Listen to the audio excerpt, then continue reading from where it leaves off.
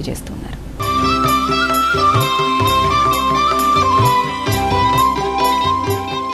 గురుగారు, మరి సింహరాశి వారి ఫలితాలు ఏ విధంగా ఉండబోతున్నాయండి? సింహరాశి వారికి లాభస్థ రాహయోగం, అలాగే తృతీయ గతుడైనటువంటి చంద్రుడు కొద్ది రోజులు మాత్రమే ఫలితాన్ని ఇస్తారు. అయితే ఇది వార ఆరంభ చక్రాన్ని ఆధారం చేసుకొని, అంటే వార ప్రారంభ చక్రం ఆ చక్ర ఫలితాన్ని నిర్దేశిస్తుంది. కాబట్టి ఈ చంద్రుడు ఇచ్చేటటువంటి ఫలితం అనుకూలంగా ఉంది. ఆర్థికంగా అనుకూల ఫలితాలు ఉన్నాయి. మనోధర్మంతో పనిచేయండి, ఎందుకంటే చంద్రబలం కదా ఉన్నది. చంద్రుడు చంద్రమా మనసో జాత, చంద్రబలం చాలా ప్రధానమైంది, కీలకమైంది. అసలు జ్యోతిష్శాస్త్రమే చంద్రబలం పైన ఆధారపడి ఉంది. అనుకున్న ఫలితం రావడంలో అనేక ఇబ్బందులు ఎదురవుతాయి. మిత్రుల సహాయంతో పనులు పూర్తి అవుతాయి. ధైర్యంగా ముందడుగు వేయండి. అంటే ధైర్యం అనే పదం ఎందుకు వాడతాము? ఫలితాలు ఏవి శుభంగా ఉన్నట్టుగా గోచరించవు. ఇప్పుడే ధైర్యం అవసరం. ధైర్యం ఎంత ఉంటే ధర్మం అంత ఉంటుంది.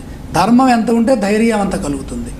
నేను ఏదైనా సరే ధర్మ మార్గంలో ప్రయత్నం చేస్తాను, నాకు విజయం వస్తుంది అనేటటువంటి చింతనతో ముందుకు సాగండి. అపారమైనటువంటి శక్తి సామర్థ్యాలు లభిస్తాయి. అపార్థాలకు తావు లేకుండా ఉండండి. సమాజంలో గౌరవం లభిస్తుంది. కార్యసాధనలో ప్రతిభను కనపరుస్తారు. నిరుత్సాహం రానియవద్దు. ఒకవేళ ఉన్నా అది బయటికి వ్యక్తపరచకుండా వ్యవహరించండి. కలహాలకు అవకాశం ఉంది. ఓర్పుతో వ్యవహరిస్తే సరిపోతుంది. ధర్మబద్ధంగా ముందడుగు వేయండి. ఎటువంటి సమస్యనైనా పరిష్కారం చేయగలిగినటువంటి బుద్ధిబలం ఉంటుంది.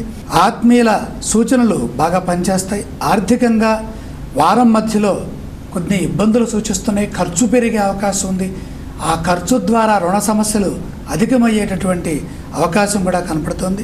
మంచి భవిష్యత్తుకై సరైన ప్రణాళికల్ని చిత్తశుద్ధితో కూర్చొని ఆలోచిస్తే ఆ ప్రణాళికలన్నీ కూడా రచించే అవకాశం ఉంది. మంచి ప్రణాళికలను రచించండి.